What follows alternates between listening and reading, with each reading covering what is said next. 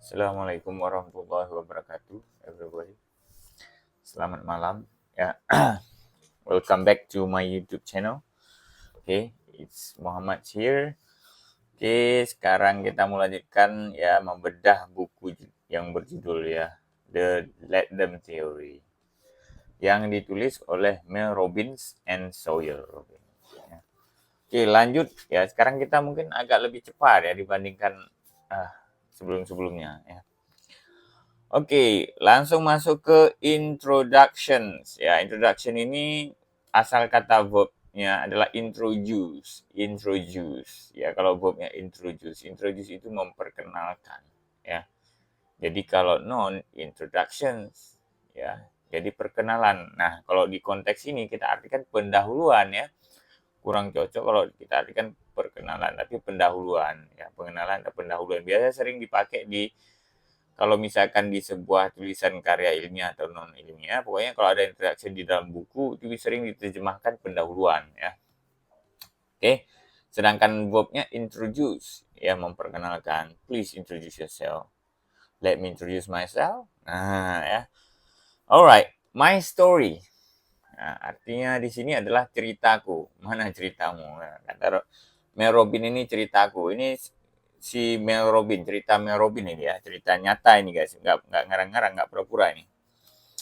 At the age of 41, okay, I found myself 800,000 in debt, ya, unemployed, and watching my husband restaurant business crumble. It felt like we had felt at life with no hope of ever escaping at that. Oke, kita terjemahkan ini dulu. Pada usia ya, di usiaku, ya walaupun dia nggak pakai my age, tapi karena refer ke Merobin kita bisa artikan di usiaku yang ke-41. Nah, aku menemukan diriku berutang ya, terlilit utang, debt. Nah, ini coba. Ini bacanya debt, bukan debt.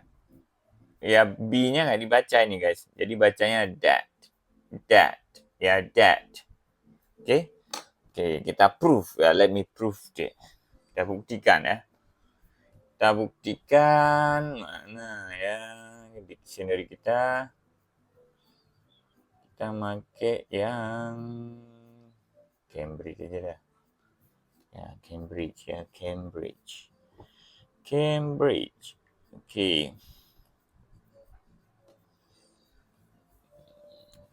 Udah kelihatan? Can you see it? Alright, coba kita dengar ya. Artinya debt, debt, debt, debt, debt, debt, debt, ya. Kalau misalkan ayah itu pakai D, dad, d. Ini kalau T, dad, ya. Something especially money, ya. That is owned to someone else or state of owning something, owning berutang ya. Sesuatu khususnya uang ini ya, debt ini biasanya sering dipakai untuk uang. Ya. Khususnya uang tadi that is yang mengutang ke seseorang ya, merujuk ke seseorang mengutang. Itu mengutang ya. Atau keadaan berutang kepada sesuatu ya. Jadi intinya bacanya that ya, that ya. Oke, kita lanjutkan. Ya, saya menemukan diri saya ada 800 juta dolar ya, 800 juta dolar bukan 800 ya 800.000 sorry 800.000 dolar bukan 1.000 rupiah in debt. Jadi kalau dijumlahin kalau misalkan di Indonesia di kurs kira-kira berapa ya? Oke, 800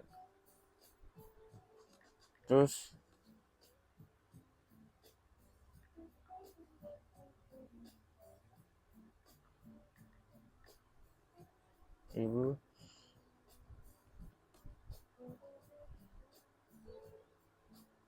Nah, segini guys ya. Setara nah ini dia. Can you see? Nah, kalau ya mana pula nih? Ini yang paling kesel nih, terlalu banyak iklan-iklan ini guys. Ya. Jadi setara sekitar 144 miliar 230 juta. Wadidaw ya. Lumayan ya. Oke. It's ya ini dengan kondisi kursnya sekitar 18.000 sekian ya. Jadi intinya lumayan ya, miliaran ya. Utangnya miliaran. Kemudian unemployed. Unemployed ini artinya pengangguran. Asal kata employed bekerja, ya mempekerjakan. Kalau employed itu mempekerjakan sebenarnya. Unemployed tidak bekerja, ya asal kata employ mempekerjakan. Unemployed karena ada ini tidak bekerja atau menganggur, ya diterjemahkan ke bahasa Indonesia itu lebih tepatnya menganggur. And watching my husband restaurant business crumble. Dan watching itu kan sering kita pakai watching movie ya, menonton film. Nah, kondisi ini ya menyaksikan, nah bisa kita artikan menyaksikan ya, menyaksikan bisnis restoran suamiku crumble. Crumble itu bisa diartikan collapse, gagal ya. Mana dia udah kamu sih? Banyak iklan, malas saya guys. Kalau banyak-banyak iklan gini malas. Nah ini udah saya cari kemarin. Coba crumble.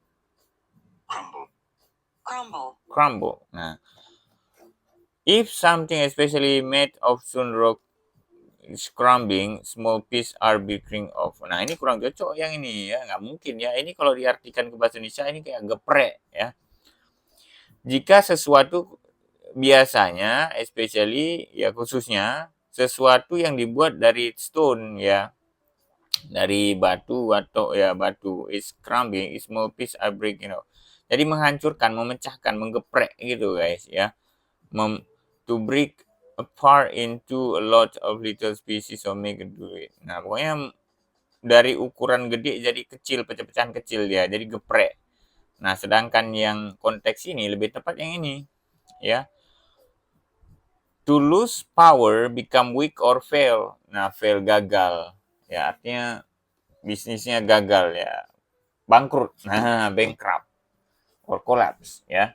Jadi melihat restoran suamiku ya, bisnis restoran suamiku apa tadi, bangkrut ya, collapse, ambruk. Nah, it felt like we had failed at life with no hope of ever escaping the debt. It felt like ya, it felt like itu bisa diartikan seolah-olah. Nah, seolah-olah kami sudah gagal. We had failed ya. Kami sudah gagal. Ya, kami sudah gagal at life, dalam hidup. With no hope ya, tanpa ada harapan of ever escaping the debt ya. Sama sekali ya dari keluar dari utang itu ya. Keluar dari utang. Oke, lanjut. To deal with the anxiety and self-doubt. Nah, ini sama juga. Bacanya doubt. Ya, bukan doubt, tapi doubt. Ya, B-nya juga nggak dibaca, guys. Self-doubt. My main strategy become avoidance. Avoid getting up by hitting the snooze button. Avoid the pain with alcohol. Avoid responsibility by blaming my husband. Avoid looking for a job by procrastinating however I could. Nah, oke. To deal with kemarin ya. To deal with ini diartikan adalah menghadapi ya, menghadapi ketakutan ya, menangani atau menghadapi ketakutan dan keraguanku. Nah, self doubt itu artinya ragu. Self doubt keraguan dari diri sendiri, self doubt. ya. Keraguan dari diri sendiri.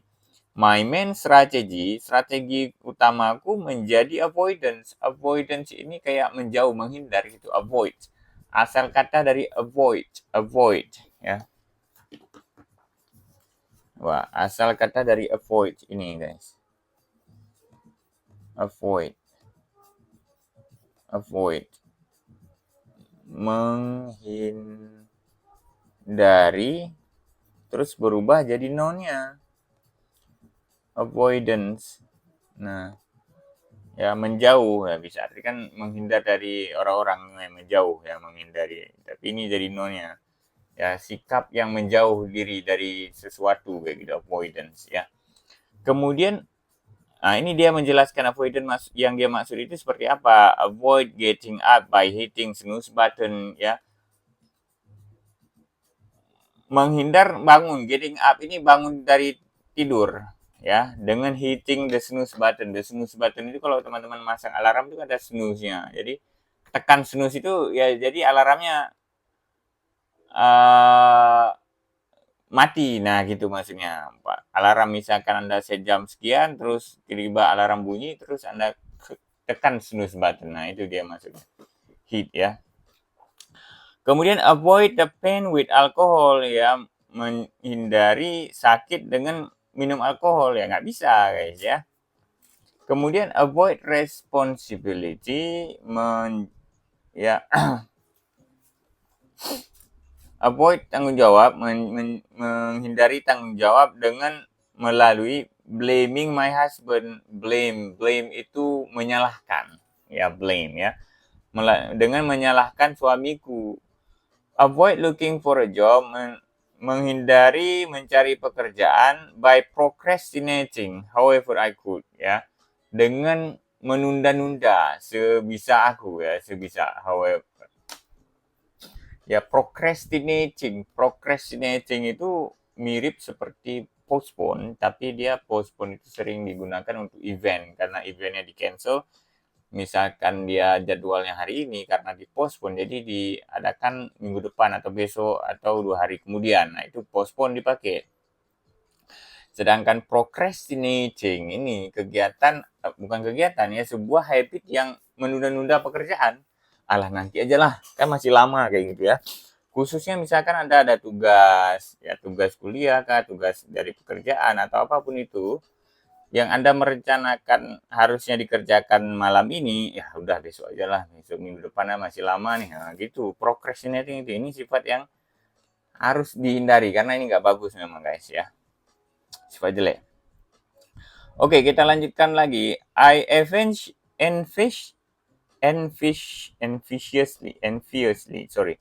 enviously watch as my friends found success after success in their careers while we struggle to get groceries on the table. Ya. Envious, asal kata envious ini iri ya. Saya dengan iri melihat ya, watch ini memperhatikan, tadi boleh diartikan atau melihat, menyaksikan ya, menyaksikan temanku sukses terus ya, sukses demi sukses ya, meraih sukses ya, sukses terus jadi karir mereka. Sementara ini bisa diartikan sementara ya. Sementara kami masih berjuang ya. Berjuang apa? Mencari sesuap makan ya. Groceries itu bahan-bahan pokok belanja ya, di table. Kalau diartikan kan mencari groceries di table, di atas meja ya. Itu artinya mencari sesuap nasi ya, mencari makan ya. Kesulitan untuk bahan makanan pokok aja susah. Nah, gitu maksudnya, guys. Ya. Kemudian I had just been laid off and had no idea what to do with my life. Aku baru saja, laid off ini diartikan dipecat. Ya, dipecat. Kemudian had no idea, nggak ada ide, nggak punya ide, nggak tahu ya, nggak punya ide. What to do with my life, ya, apa yang harus lakukan dengan hidupku, kata dia. I've already tried being a public defender for Legal Aid Society in New York City, ya. Aku sudah mencoba menjadi public defender. Public defender itu penahan umum ya. Apa kita artikan? Apa arti public defender? Itu semacam pengacara umum ya. Public defender.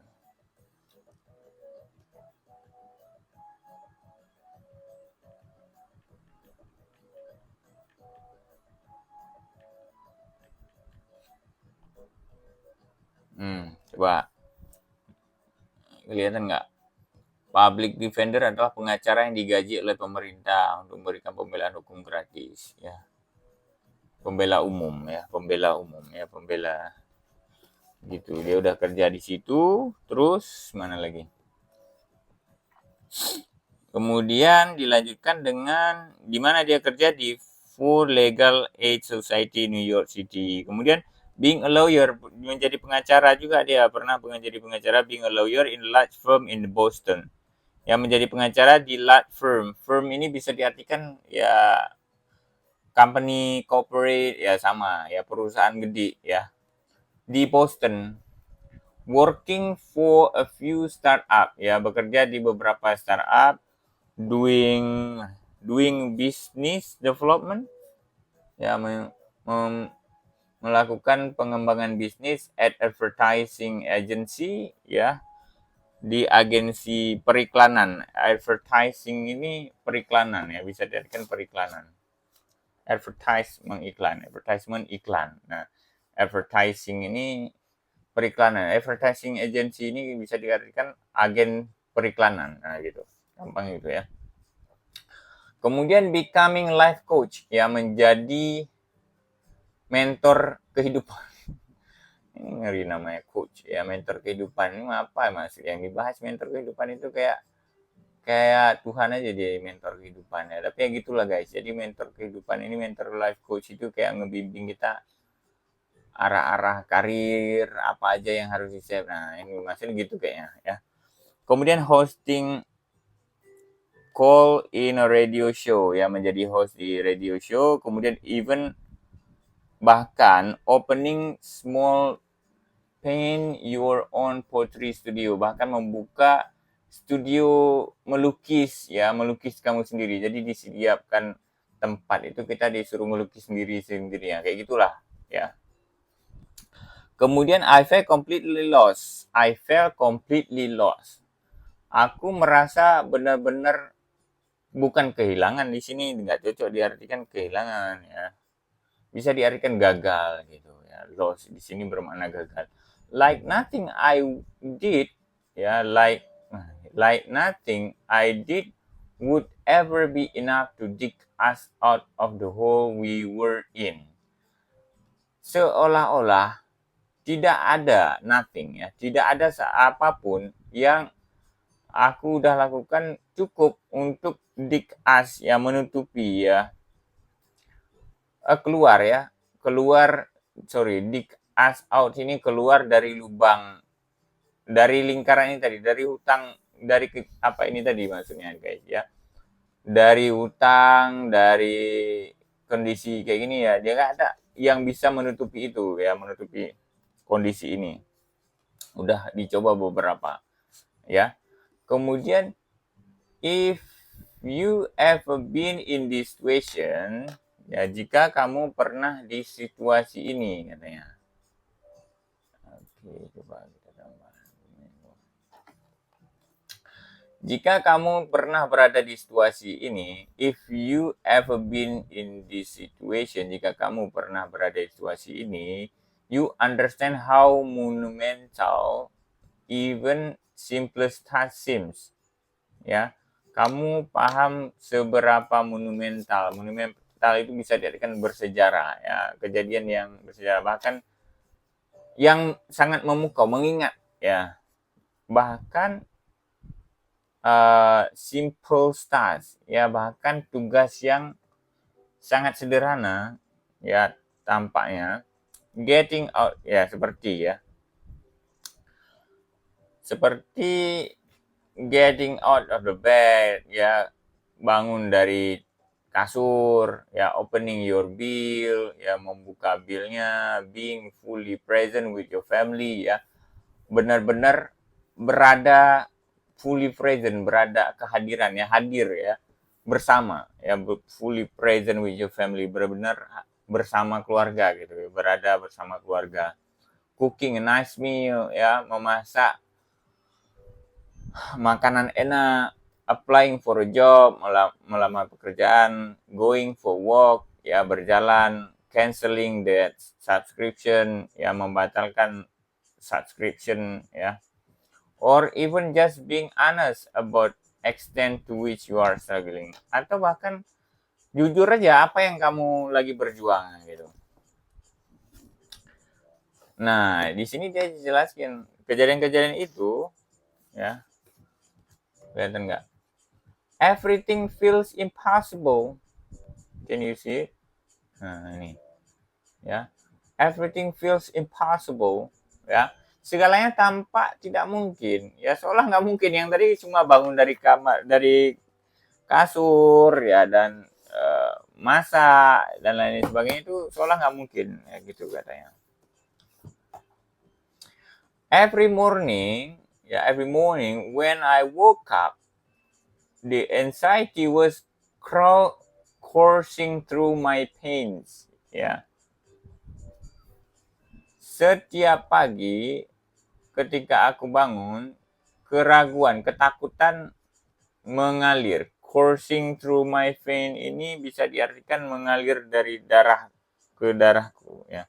Coba kita lihat ya gimana artinya bagusnya.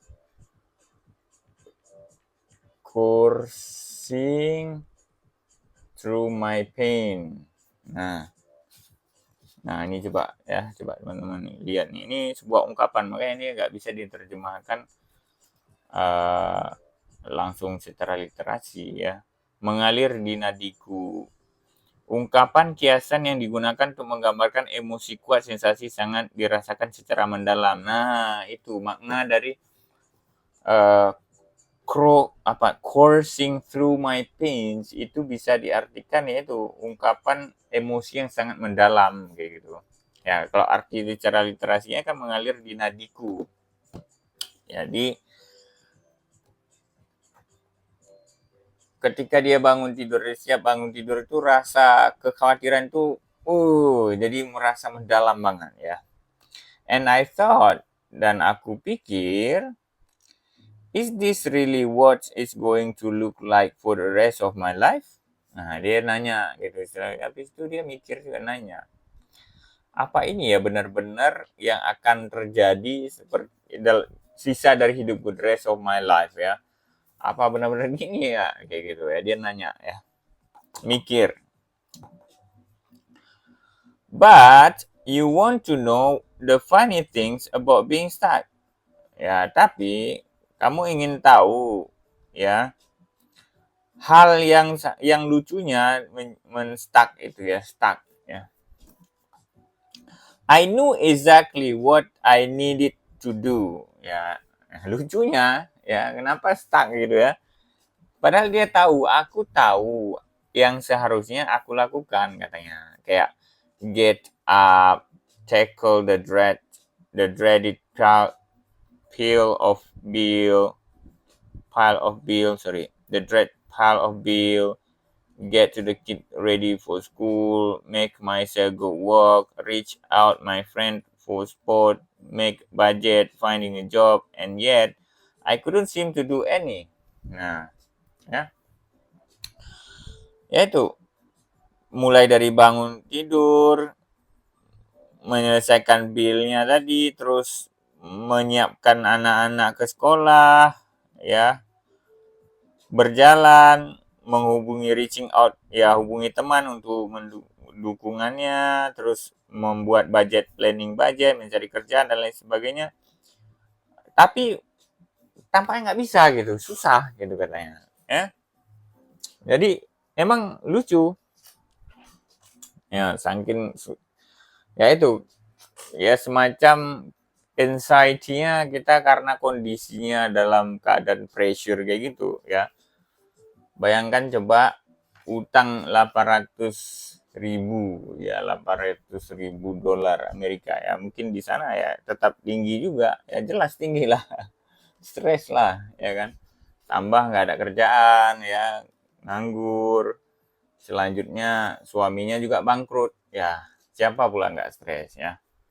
Nah, ini kondisinya real life story. Apa yang diceritakan oleh si Mel ini adalah cerita nyata bahwa di kondisi awal-awalnya sebelum dia sukses di sekarang ya, dia banyak utang ya, terlilit utang, dan kondisinya dia kayak ngerasa kayak mau mati aja lah gitu. Jadi gitu dulu ya.